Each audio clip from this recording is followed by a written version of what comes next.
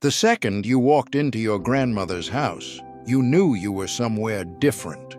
There was plastic on the couch, a crystal dish of candy that never seemed to run out, a cookie tin on the table that was lying to you, and a whole wall of faces that included yours. Nobody decorated it that way on purpose. Every black grandmother in America just had the same things, arranged the same way, as if they all got the same list. You could be dropped into any one of their houses blindfolded and know exactly where you were. And the one thing she had that you could never see and never touch, but would know anywhere, and would give anything to walk into one more time, is number one on this list. We all had her house, the safest place in the whole world, full of the same 20 things, in 1,000 towns at once. You were not unusual.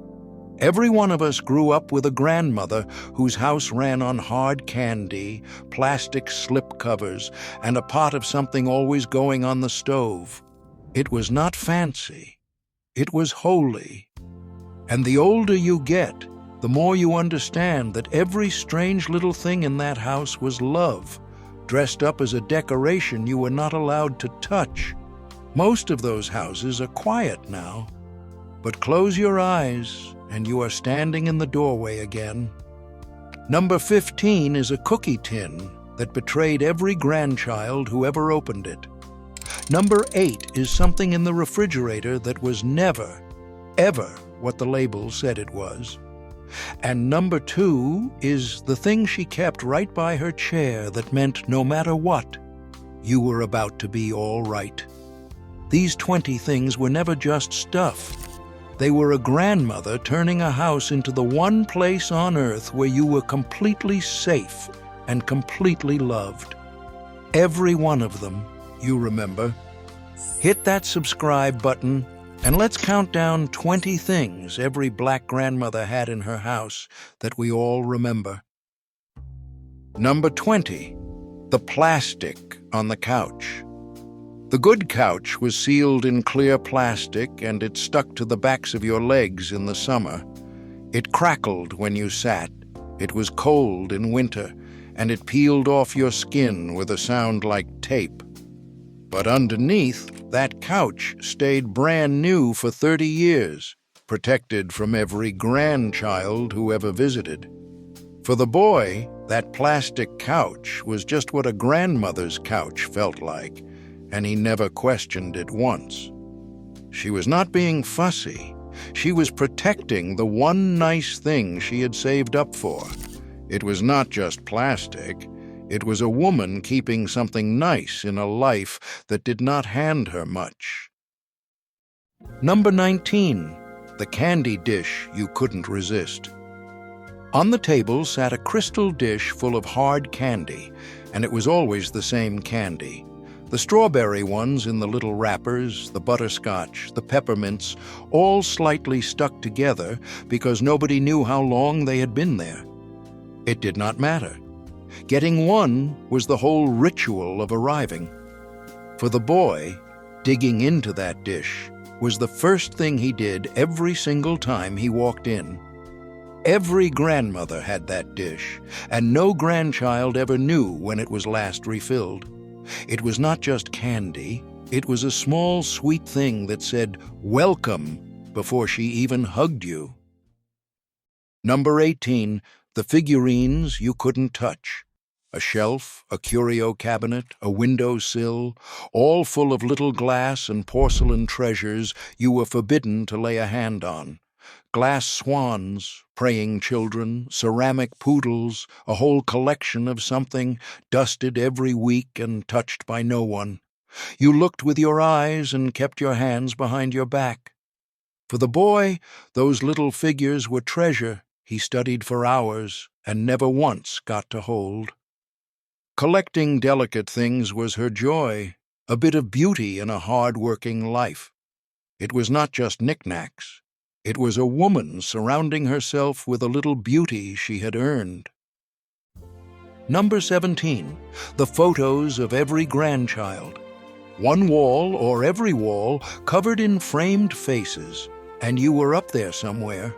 School pictures of every grandchild going back years, wedding photos, a formal shot of somebody in uniform, and the old ones of people you never met but were told you favored. She could tell you the story behind every single frame. For the boy, finding his own gap-toothed school picture on her wall told him he belonged there. Displaying the whole family was every grandmother's pride, the house a shrine to her people. It was not just photographs. It was a woman showing the whole world every face she loved. Number 16, her chair. There was one chair in that house that was hers, and everybody knew it. It faced the television, it had the good view of the door, and it had gone soft in the exact shape of her. Her things were within arm's reach around it. You could sit in it while she was up, but you got out of it the second she came back. For the boy, that chair was the center of the whole house, the throne of the woman who ran it. Every grandmother had her spot, the command post of the entire home. It was not just a chair, it was the seat of the woman who held the whole family together. Number 15, the cookie tin full of thread. Here is the one that betrayed us all. The blue butter cookie tin that never ever had cookies in it. You saw that round tin, your mouth started watering, you pried off the lid, and there was a strawberry pincushion, 100 buttons, and a rainbow of thread. Every grandchild fell for it. Every grandchild fell for it twice. For the boy, that tin was the greatest disappointment and the most reliable joke of his whole childhood. The cookie tin sewing kit is so universal it crosses every culture and goes back 100 years. It was not just a trick. It was a woman who wasted nothing, turning a cookie tin into a toolbox. Number 14, the decorative soaps you couldn't use. In the bathroom sat little soaps shaped like shells and roses, and you were not to touch them. They came in a fancy dish, sometimes with matching perfume bottles that had lost their scent years ago. They were for looking at, not washing with. You used the regular bar and left the pretty ones alone. For the boy, those little soaps were one more beautiful thing in that house that existed just to be nice. Display-only soaps and bottles were a grandmother staple, a small touch of elegance kept perfect. It was not just soap. It was a woman making even the bathroom a little bit fancy. Number 13, the deep freezer full of everything. Out on the back porch or down in the basement hummed a big chest freezer, and it was always full. Meat bought on sale and frozen in bulk, greens she put up from the garden, popsicles and mystery containers going back years. That freezer was the family's whole security, packed to the lid on purpose. For the boy, that freezer meant there was always food, always, no matter what. The full deep freezer was a wall against the lean weeks, a woman who had known hard times. It was not just a freezer, it was a grandmother making sure nobody in her house ever went without. Number 12, the quilt she made by hand. On the bed, or the back of the couch, lay a quilt stitched together from pieces of everything. Squares cut from old dresses, worn-out shirts, and fabric scraps, sewn by hand into something warm and beautiful. You slept under generations of your own family without knowing it. It was heavy in the best way. For the boy, that quilt was the warmest, safest thing he ever slept under. Handmade quilts carried the family's history in cloth, pieced together over long evenings. It was not just a blanket, it was your whole family, cut up and sewn back together, keeping you warm. Number 11, the pound cake under the dome. On the counter, under a glass cake dome, sat a pound cake or a plate of tea cakes she made from no recipe. It came out perfect every time, golden and dense, and she cut you a slice the second you looked at it. The whole kitchen smelled like it for hours after. For the boy, that first slice of grandmother's pound cake was one of the best things his mouth ever knew. Baking from memory was a gift passed down, the recipe living in her hands alone. It was not just cake, it was a grandmother saying, "I love you in butter and sugar." Walk into a house today, and it is beautiful, and it could be anybody's. Neutral colors, clean counters, nothing out of place, nothing that tells you a single thing about who lives there. Now, think about your grandmother's house. Every object in it told you exactly who she was, what she believed, what she survived, who she loved, what she could not bear to waste. The plastic on the couch, the tin full of thread, the wall of faces, the freezer full of food. None of it matched. All of it meant something. We have traded houses full of story for houses full of nothing, and we call it style. But a grandmother's house was never decorated. It was lived in and loved in, and it held the whole history of a family in 100 little things you were not allowed to touch. Number 10, the Bible with everything in it. The family Bible sat in a place of honor, and it was more than a book. Between its pages were pressed flowers, funeral programs, old photos, a little money tucked in for safekeeping, and the family tree filled in by hand, every birth, every death, in fading ink. It was the family's whole record and its faith in one heavy book. For the boy, watching his grandmother turn those pages was watching her hold the whole family at once. The family Bible was the household's archive and its anchor, kept close and read often. It was not just a Bible, it was a woman keeping God and her whole family in one place. Number 9, the rooster kitchen. For reasons no one could explain, the kitchen was covered in roosters. Rooster curtains, rooster salt and pepper shakers, a rooster clock, a rooster on the wall. Nobody bought them all at once. They just accumulated until the whole kitchen belonged to the rooster. For the boy, that rooster kitchen was simply what a grandmother's kitchen looked like. The rooster theme was so common it was nearly universal, a mystery every family shared. It was not just decoration. It was a woman making the heart of her house warm and hers. Number 8, the margarine tub of greens. Here is the one in the refrigerator that lied to you every time. You opened the tub marked butter, and it was not butter. It was leftover greens, or gravy, or last night's dinner. She never threw out a container in her life. The Cool Whip tub, the margarine tub, the coffee can, all reused forever. And you never knew what was inside until you opened it. For the boy, that refrigerator was a guessing game where nothing was ever what the label said.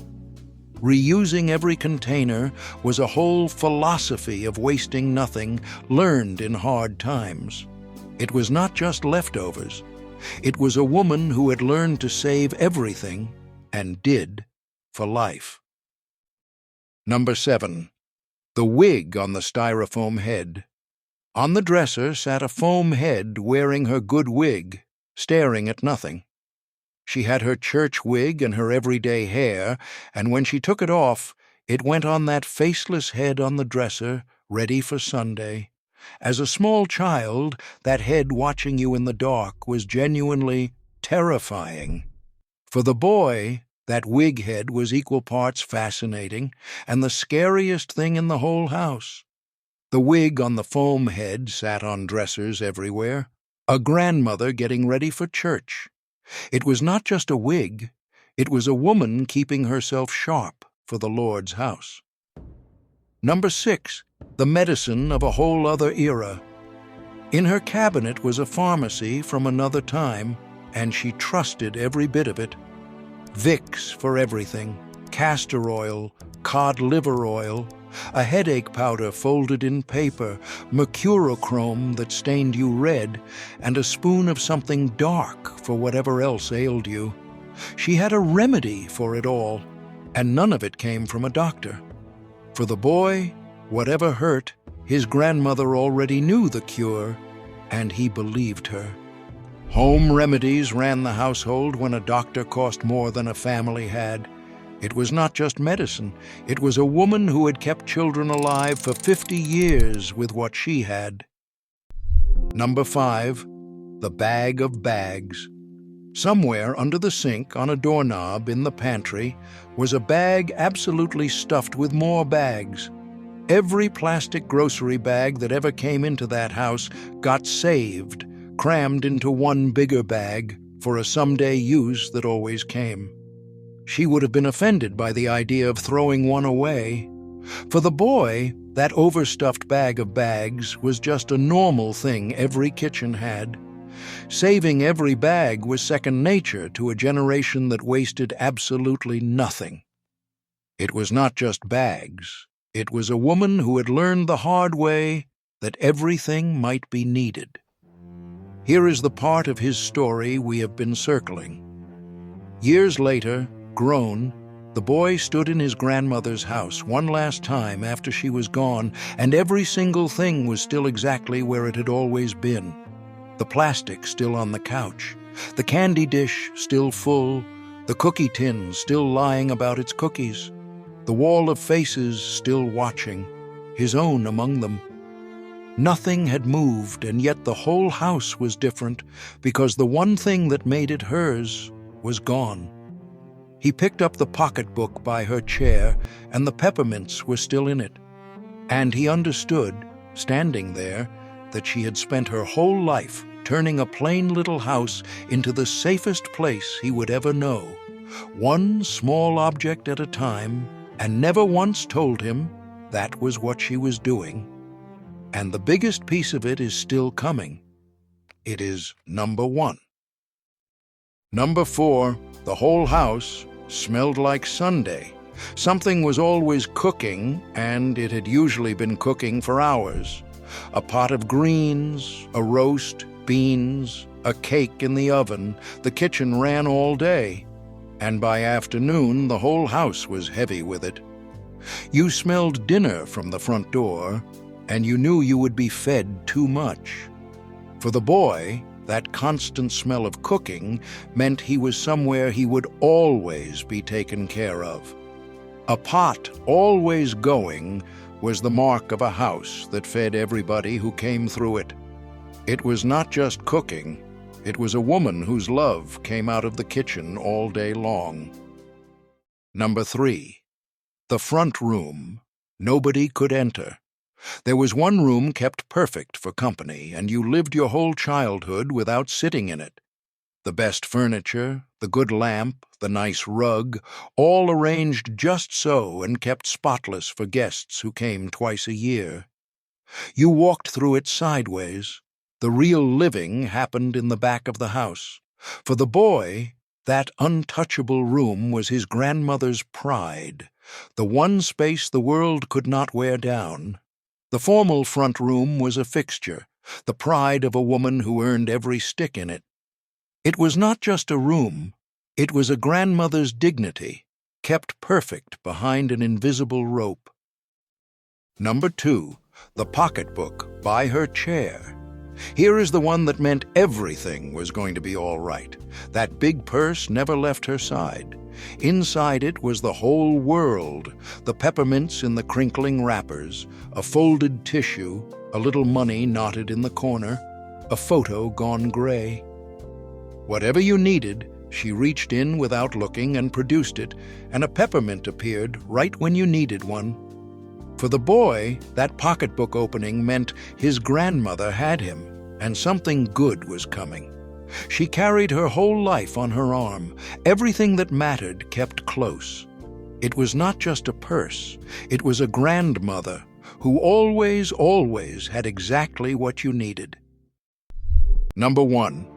The smell of her house. That is it, the one thing you could never see and never touch, and the one that holds all the others.